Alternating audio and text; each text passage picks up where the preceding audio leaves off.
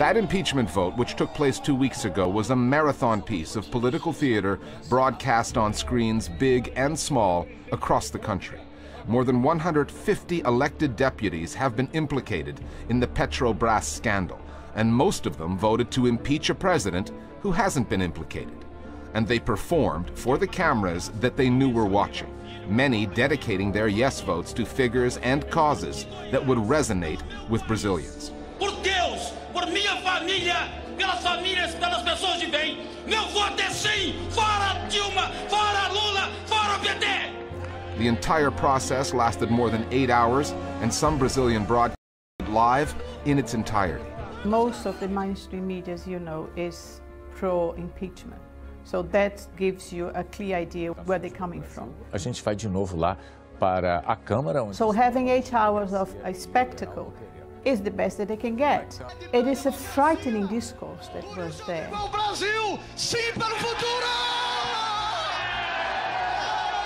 The media is a very important social actor in Brazil, there is no doubt, and especially in crisis times. In Brazil, you have a mainstream media that tends to the right of the political spectrum. The first big protest in March of last year, O Globo newspaper, its cover said, "Brazil has a new 15th of March."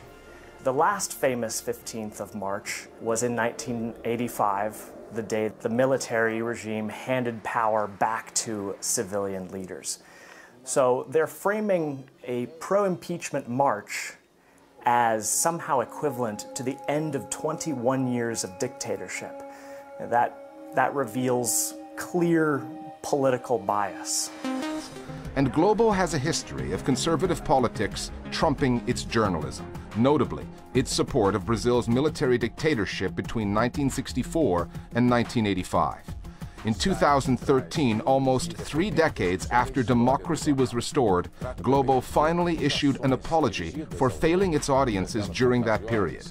E há também o reconhecimento de erros, como o apoio editorial ao golpe militar de 1964. Reporters Without Borders ranks countries annually on freedom of the press. In 2010, it had Brazil at 58th. This year, it is down to 104th. The NGO cited concentrated ownership in the hands of a few leading families, and on this story said the media have urged the public to bring down the president. Globo is owned by the Mourinho family, which defended the company in the pages of the UK's Guardian newspaper. The Brazilian press and the Globo Group fulfilled their duty to inform about everything, wrote João Mourinho, as would have been the case in any other democracy. But when Globo's news outlets or other news organizations in Brazil report on politics, many are suspicious of the journalism and mindful of the history. The last piece that was produced by Al Jazeera about Brazil, there was a Globe reporter, and his last phrase was, "We are balanced, our news are balanced." Mesmo que você identifique alguma tendência em veículo ou outro, ela nunca será por omissão de ouvir os lados. I kind of stopped the video there and I said, how on earth can you say this to a public communication media? You're not being ethical. Between the argument that Global and these other news organizations are just coldly, neutrally reporting on the facts, on the one hand, which is clearly not true, and that they are in league to overthrow the government, on the other hand, is an enormous distance, and the truth is in the middle of that.